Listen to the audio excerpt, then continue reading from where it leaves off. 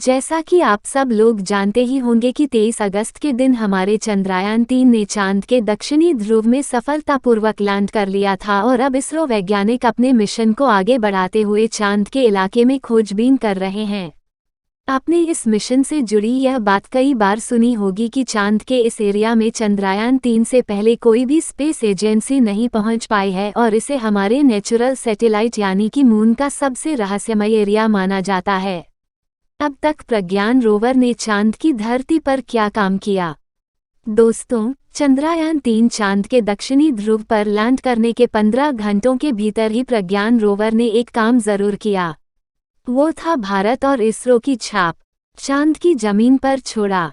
दरअसल प्रज्ञान एक 6 पहियों वाला रोवर है, जिसमें एक साइड के 3 पहियों पर इसरो ने अपना लोगो और दूसरी साइड के 3 पहियों पर भारत की पहचान अशोक चिन्ह को उकेरा हुआ है।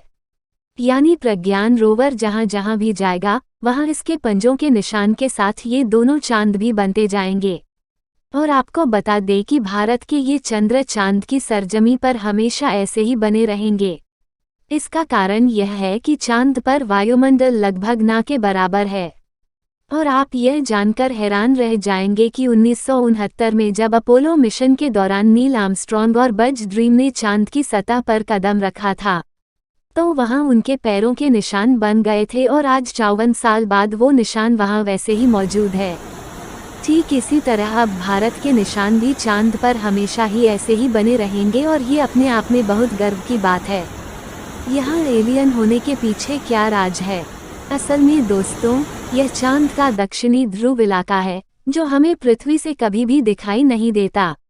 हम पृथ्वी से चांद के जिस हिस्से को चमकता हुआ देखते हैं, यह उससे ठीक पीछे का एरिया है या सूरज की रोशनी वैसे नहीं पहुंचती जैसे चांद के आगे वाले हिस्से पर हमें दिखाई देती है या सूरज हमेशा हॉराइजन पर रहता है।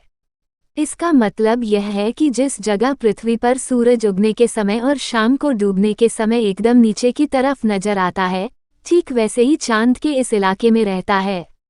अब सूरज सर के ऊपर न आने से होता यह है कि एक तो यहाँ परछायां बहुत लंबी बनती हैं जिससे अंधेरा और ज़्यादा बढ़ जाता है, और दूसरा चांद के बड़े बड़े और गहरे गड्ढों में रोशनी भी नहीं पहुँच पाती।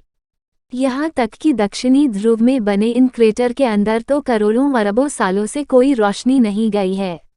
इसलिए कोई नहीं जानता कि इन गड्ढों के अंदर कौन कौन से रहस्य छुपे हुए हैं। साथ ही चंद्रयान-3 से पहले इस इलाके को एक्सप्लोर करने के लिए भेजा गया कोई भी मिशन सफल नहीं हो पाया है। इसलिए चांद के इस एरिया को इतना ज़्यादा रहस्यमय माना जाता है। यहाँ तक के रिसर्च और लेखक तो यहाँ एलियंस के मौजूद होने का दावा भी कर चुके हैं। उनका कहना है कि चांद के इस अंधेरे गड्ढे में एलियंस की एक सभ्यता रहती है, जिससे हम इंसान अभी तक अनजान हैं। आपको यह वीडियो पसंद आया तो सब्सक्राइब करना ना भूलें।